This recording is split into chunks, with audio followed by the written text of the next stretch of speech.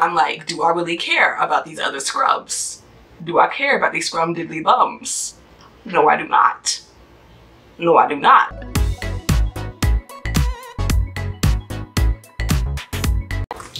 Hiya, and welcome back to another Reading Wednesday. It's your girl Logan, also known as Sketchbooks and Bookbooks. Sketchbooks and Bookbooks. Okay, so anyway, today we're going to be talking about Island Queen. I just finished it today as I'm filming this. I finished it at work at a library, read it at the desk, finished that bad boy. So here we are, and I'm a little heated. I'm a little heated about it.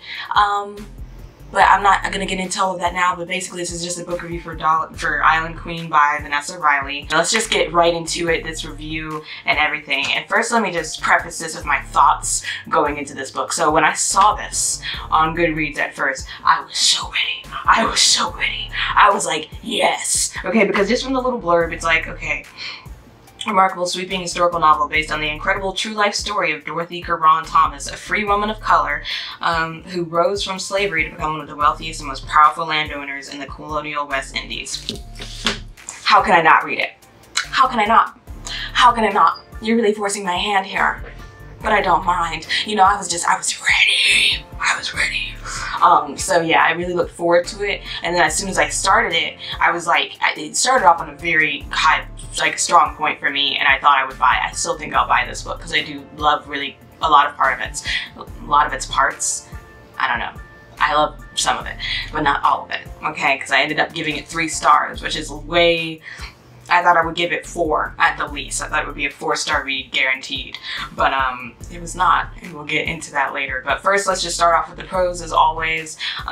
So yeah, fictional debut of a real black icon. Like she's just, I never knew that black people, I never knew about Dorothy Caron Thomas, first of all. I've never heard of her before. No one ever, I didn't learn about her in schools or anything, and I've only recently discovered that or realize that black people, there were wealthy black people in like the 1800s and stuff, in the time when slavery was still allowed. There was wealthy black people, and like that's still a concept that's so strange to me from what I've been told through like history class in school and everything. It's crazy. It's like hard for me to wrap my head around. Okay, so yeah, so her fictional debut, and I don't think there's anything really on Dorothy Dolly Caron Thomas. There's not much on her, but this is definitely like a win just for her and her legacy, and I think for like the black community as a whole. Like even when like everything was against us, like, oh yeah, you still had some people who rose above it, and her story is very like just inspiring and incredible. So yeah, just the premise itself, I love it. Can't give it any more praise for that. I think it's very important. But anyway, so yeah, that's my first pro. My second would be beautiful writing and lovely voice from Vanessa Riley. That's what really pulled me in from the start. I was like, oh, this is gonna be good. Okay, and it was for like 70% of it. Not 70, maybe 80%. 80%, 75, who knows, but yeah, so it was really good. I thought Vanessa Riley's writing style is beautiful and like really easy to read. I loved her descriptions and her scene setting and stuff. Like she just, and it seemed pretty natural, not put upon or forced or anything like that. And I thought she did a really good job of describing the time period and, you know, the dresses and the hats these ladies wore and like the cultural significance of such things too. She was like, oh, it's better to have like cotton and some other material than it is to have this, because that is poor and that is like, it's not as finely made or whatever. And she did a very good job of that without making it seem like info dumping. Like she wasn't just like shoving all that information in your face, you know. It was a very natural way to bring you into the period, and you never forgot that, which I really liked. So anyway, yeah, really well done in that sense. And then my third pro would be the dialogue. The dialogue was really good. It flowed well. It seemed natural, and also it was really witty at times. Like Dolly was witty herself, and I was like, yeah, I liked it. Okay, and it wasn't like, oh, you're just saying she's witty. Like, no, you really back that up with some like really some wonderful one-liners, you know. And then also when the tension called for it, you know, Miss Vanessa Riley did not hold back. She really did not. She really did not. It was biting sentences at times, you know, just like, dang, she really scalped you with that comment. She scalped you. Know you feel a breeze up top. She scalped you clean, baby. You know, like it was good. It was good. And so yeah, so I really like that one. Let's see. Themes and the themes of the book. There was like a lot of themes. My favorite theme was like the theme of family, because Dolly has a lot of children. She has like 11 children, 4 different dads, I think. Because you got like, I don't even call him a dad. Nicholas. Yeah, Nicholas. You got Sells, Thomas, Owens, William. Dang, 11 kids. A lot of kids. So yeah, and with that comes like the themes of family, the themes of, there's a lot of perseverance, of course, because she is born a slave and has to buy her own freedom, and then after that she wants like to be able to take care of her entire family, so she keeps working. Like that's how she like sells the blankets her mom made and things like that at the market, and that's how she was able to pay for her own freedom eventually. And then she just never stopped. Like she kept kind of, they call it huckstering, I believe. And then she opens up hotels when she can. She opens up shops. She travels. She becomes very respected and very wealthy, right? And then she has also, all the while she's having children that she can pass this wealth and this legacy on down to as well. And she wants to build something for them in their life, that they don't have to be cheated out of it by white men who don't like that they are wealthy and colored at the same time. So anyway, but yeah, so there's themes of family, perseverance, sacrifices, legacy, all of that. Okay, anyway, but yeah, my favorite theme was that of family though, and legacy as well, because that seemed like the most kind of like important to me, the ones that stuck out at least. And this is kind of funny because it's a pro and it's a con, but there's a lot of romance in this book, way more than I was expecting, because having never heard of Dolly Caron Thomas, I didn't know that she had 11 children with like 5 different men. I didn't know that. So of course, knowing that information, it's pretty unavoidable, I suppose, that the historical fiction novel based on her life would have to include romance, right? Because it seems like that was such a big part of it, of her life. But yeah, but the romance was well written, at least. I mean, it's you get like a lot of them, and I'll get into that later, but the romance was well written. It felt like a sweeping romance. It was like gradual, it was understandable and believable, and also you rooted for most of the people she fell for, kind of. I have my favorite, which brings me to my next pro, which was Joseph Thomas. He was my favorite dude. Okay, she has like 5 suitors in her lifetime, 5 lovers in her lifetime. Well, actually no, just 4. She had 4 lovers, and then this is a trigger warning and like a spoiler too.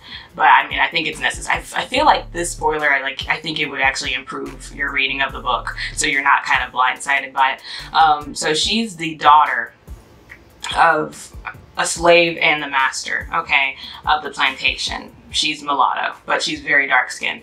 And she has a brother who is white. And he was always racist and picking on her as a child. But then I don't know, I guess maybe that was to overcome the lust he had for her, his own half-sister. Disgusting.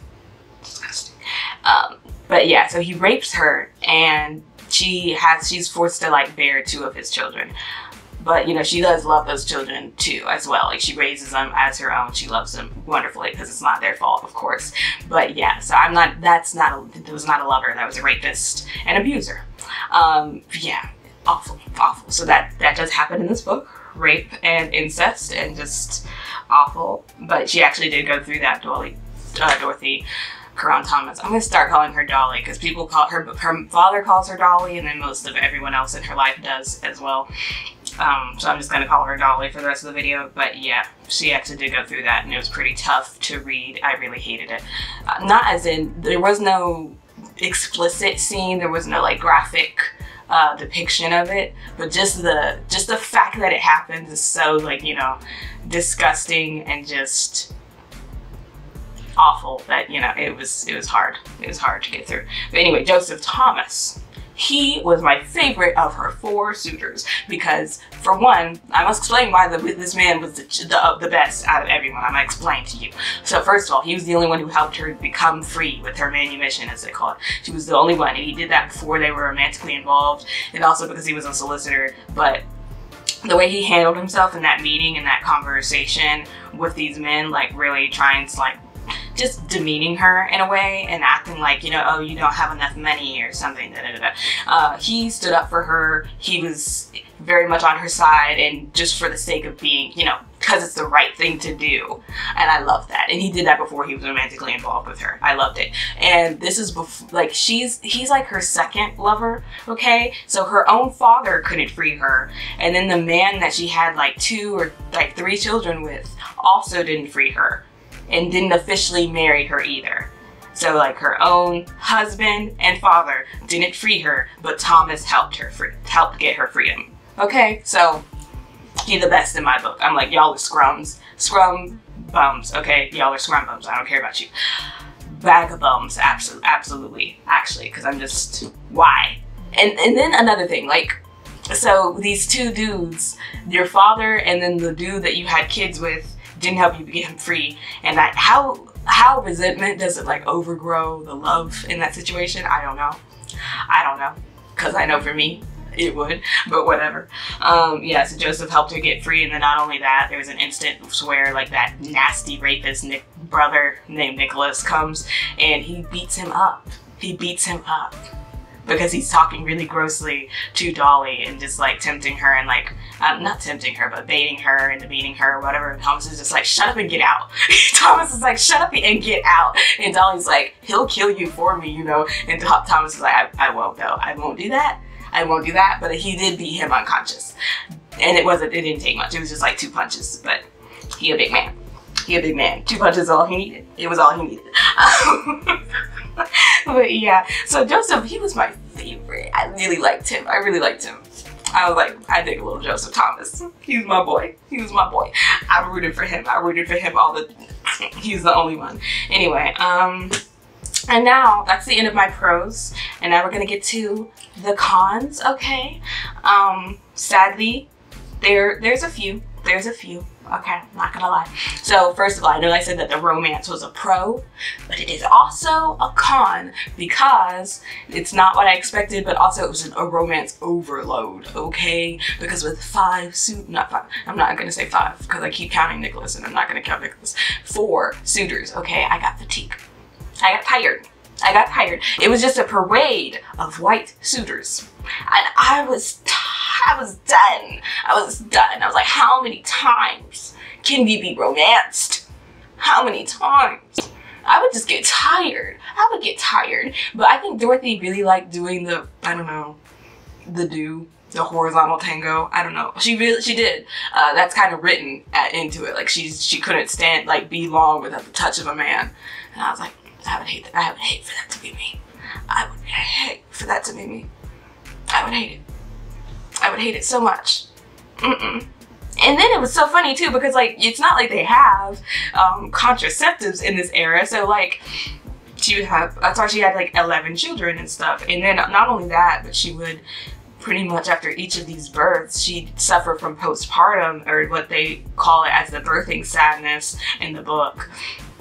And I was just like, is all of that worth it though? Is it really worth it? I would just sit by myself. But yeah, I got really tired at some point of all the romance. I was tired of reading it. It was like 5 romance novels in one. And I was just like, this is not what I signed up for. I thought we would be making boss money moves. I thought we would be making mad money deals. You know what I'm saying?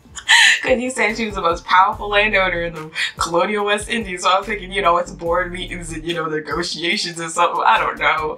But oh my goodness, I was just really tired of all the romance. After some point, I really hit a snag. I was really tired. And I don't think this was helped by the fact that Riley decides, it's like told in, the chapters are just dates okay, the year, and then the place. That's it. Those are the headers of the chapters.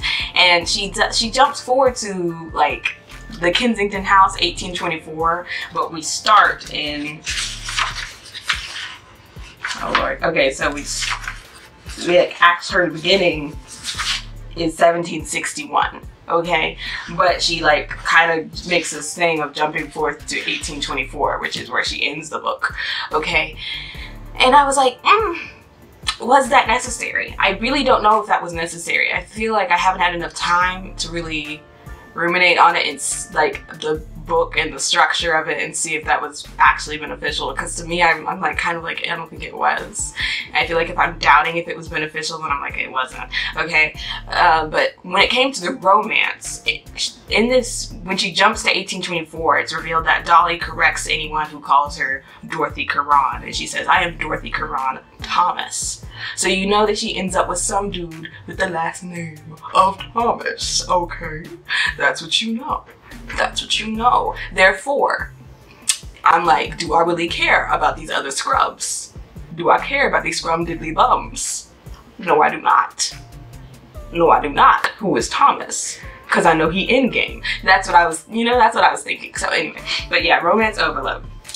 And then another con I have, which is a little more serious, it may just be a me thing, but is that the characterization of Dolly, Dorothy Caron Thomas, never fully landed to me. As in, I was like, I feel like, I feel obligated to root for her, but I don't think she ever reached my heart. And I don't think that, in the author's note, Vanessa Riley said she had nothing, she didn't have much to go off of. She had like, because Dorothy didn't keep a diary or anything. Dolly didn't keep a diary, and she had to go off of like just documents of like there was like a sketch of her in the prince's arms on a boat, and then like just like legal document and business documents and things like that. That's what she had to go off of. So that makes sense to me why the characterization for me kind of rings hollow. It just never fully lands, and it kind of just feels, like she did her best. She did her best with the information she had, and I'm not mad about that, but I just don't think that I ever fully bought this as a personification or like as breathing life into Dorothy Caron Thomas. Okay, so that's how I kind of feel. I have a shelf actually on Goodreads called like Meh Main Characters, so I'm just like, and I kind of wanted to put this in there because I just wasn't really like rooting for Dolly all that much. I think it's because like the lack of maybe, it seemed like she had a lack of hobbies, and I'm like, Logan, how would they have hobbies when she was born a literal slave? I'm like, I don't know.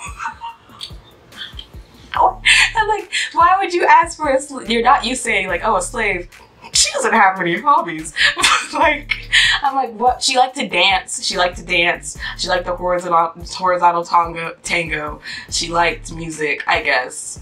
And she liked good hats and things.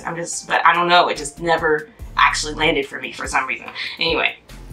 And my third con is that it dragged at times. Okay, so you know how I mentioned that Vanessa Riley skips forward to the year 1824. Well, and we already know that she goes with this man named Thomas. Well, in the middle of the book, I hit a real rough patch because, this is a spoiler, she goes on a boat with Prince William for 6 months. And I'm like, since I know she ends up with a dude named Thomas, who she's already met and kind of left back. Did she leave him? Yeah, it's a really weird parting too. Like, I feel like it was not explained well that they were over. It was really weird to me how she did that, because Thomas leaves for like business, and then he says he's going to come back, and then she just goes on a boat with the prince for 6 months and reveals that they're no longer together. And I'm like, what happened there? I'm like, well, what happened? Anyway, but she goes on this boat with the prince, right? And it was agony for me reading that, because I was like, I literally don't care, since I know that you don't end up with this man. You don't end up with him. I don't care about this. Like, you don't become like his concubine or anything. Like, what is the point? We're not like, you don't start, this is like a brief affair. I don't really care about it. So that was a real rough patch for me. And then also, another spoiler, but this also might help you not get too attached. My boy Thomas dies. he dead. He dies. And after his death, it was very hard for me to get through. I actually took a break from reading it because I was like, that was my boy. I loved him. He was the light of the scenes in my eyes.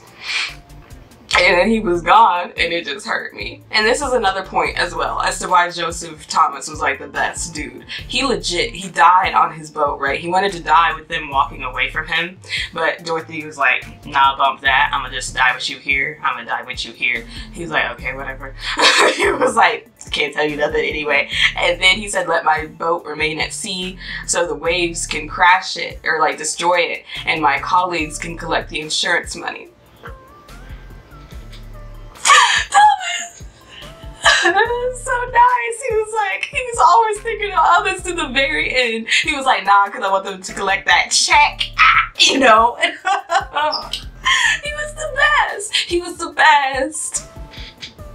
I'm still hurt. I was literally crying at work, actually. I remember I was reading this book at the desk, and I was crying because I work at the library, and I was crying silently. My throat was hurting because I was holding in sobs. Oh my goodness, crying silently is a talent, let me tell you. It is a talent and a skill, and I mastered it that day. It was awful. But anyway, yeah, so it dragged at times. I was not a fan of that. And lastly, my last con and my freaking, like, the worst con for me, the reason that it has 3 stars and not 4, is because of the ending. The ending! Okay, so there is one scrubabub that I did not talk about. When I say scrubabub, scrum-diddly-bum, who cares? They scrubs. They no good men. That's what I'm talking about, okay? They dirt you kick off your shoes when you step in the house. That's what I'm talking about. These are those men. Okay, these are the men TLC was talking about. Okay? Hanging in your best friend's ride. That's what I'm talking about. These men. Okay, there's one of them that I did not talk about. His name was Kosovel Cells or whatever. So we just gonna call him Cells. Jail Cell Cells, whatever. Okay, and he was friends with Dolly from the start, kind of. Like, they knew each other when she met him when she was 12 or something. Okay, so they knew each other for a long time and were friends before she runs away to flee from her rapist, disgusting brother, lustful brother. Anyway, so she flees from him and goes to Demerara or whatever with Cells, and they are friends for a while, and she works for him before, you know, falling in love with him or whatever, and they get married, but not officially. They don't have any paperwork, and that is the experience. Honestly, okay, wait. So they don't have any paperwork, and then they have like 3 kids, and then one of their children is a little girl, and she's passing, very light skinned, really wouldn't know that she's black. And Cells reveals that, hey, I'm technically still married. I tried to divorce this woman, but she somehow appealed the divorce, which I didn't know was a thing, but she did that. And now they're still married, and she's on her deathbed and sick or whatever, so I'm gonna go be with her for her last days, and I'm taking our daughter Katerina with me. Taking her daughter, their daughter, with him. And who is he? A white man. And who is she? A black woman. Now, even if she was a white woman, there was still nothing that she could have done in that situation. Okay, because men owned everything, so it doesn't matter what she could have done. He was taking their child, and that was the end of it. He was telling her, I'm taking your child across that sea, and I'm raising her as white. Okay? And I was just livid. I was livid, okay? And Dolly was like, oh my God, what? You know? And she's mad at him, of course, for years, rightfully so. And I can understand forgiving him, right? I can understand that. That's being like, okay, you a good Christian or whatever, you forgiving people. But falling back in love with him, I could not understand. Especially since we base so much of her characterization off the love of her children. But she's gonna go back to this man who stole her child from her love, forced their relationship to be strained for a time, and to have Katerina like ashamed and hateful that she has a black mother, because you stole her from me and weaponized your gender and whiteness against me. And I'm gonna go back to you. And then, not only that, but Riley had the audacity to write it as a happy ending. She really shoved that down our throats and told us it was a happy ending. Girl, I can taste the arsenic. This ain't no happy ending. This is disgusting. I was so mad. I was like, why are we going back with him? For me, if you go back to somebody who treats you that way, who disrespects you, who throws away your trust, who utterly betrays you, you're telling them that's okay. That's okay to treat me that way, because I'll come back. I'm still here. That's what that tells me, okay? And I am not about it. I am not about it. Like, what in the world? That really bothered me so much. And if that, like, is true, and Dolly really did go back to this man who stole her child from her love and affection and raising her as her own across the sea to raise with another woman, I lose so much respect for her. I lose so much respect for her as a woman, as a mother. I just can't. I'm just like, why would you do that? Why would you ever go back with him? And then Riley really acted like, oh yeah, this is what we all wanted. Who wanted that? Who wanted that? Who said I wanted scrub number one? Who? Cause not me. Not me. I didn't want that. I would have rather her been alone for the rest of her days. It ain't that bad. She got a lot of family. She got money to blow. Like, she could have sailed the sea for the rest of her days, and I would have preferred it. It's just craziness. And I would read my review. Usually I do, but my review is really, really long. It's really long, y'all. Because as you can see, I was quite heated. I was still heated. Stay on the eye. Stay on the eye of the stove. I'm still hot. I'm still mad about it. I'm still mad. So I won't read my review really, but of course, like, you know, my Goodreads, you could go and read it. It's fine. But yeah, so I gave it 3 stars. I gave it 3 stars for all of that. Okay. I was not a fan. I was not a fan. Yeah, so that's my review of Island Queen by Vanessa Riley. I still feel like I will buy the book because there were some parts that I really loved, i.e. like the parts with like Joseph Thomas and Dolly, because they were cute. They were cute. And Sells, actually, before he would turn into a bum, a bag of bums that you pass on the side of the street, before he turned into that, he was actually pretty good. Not pretty good. He was decent. He was passable. Ugh. It's just, ridiculous. And then also, you find out later that he's like half white, like he was actually the child of a slave, but the slave master's child died, and so they stole him and raised him as white. So that's what you find out about Sells. And so it's like, so even then, you still did that to her though. But you still did that to her. After all of that, you still did it to her. Cool. Cool. I hate you. I hate you. Okay? If you were on fire, I'd hesitate to spit, okay? Anyway, thank you for watching. Come back and join us for another Reading Wednesday. As always, it's been sketchbooks and bookbooks. Go read a book, have some thoughtsy-watsies, and I'll catch you later. Holla at you, girl. Bye-bye.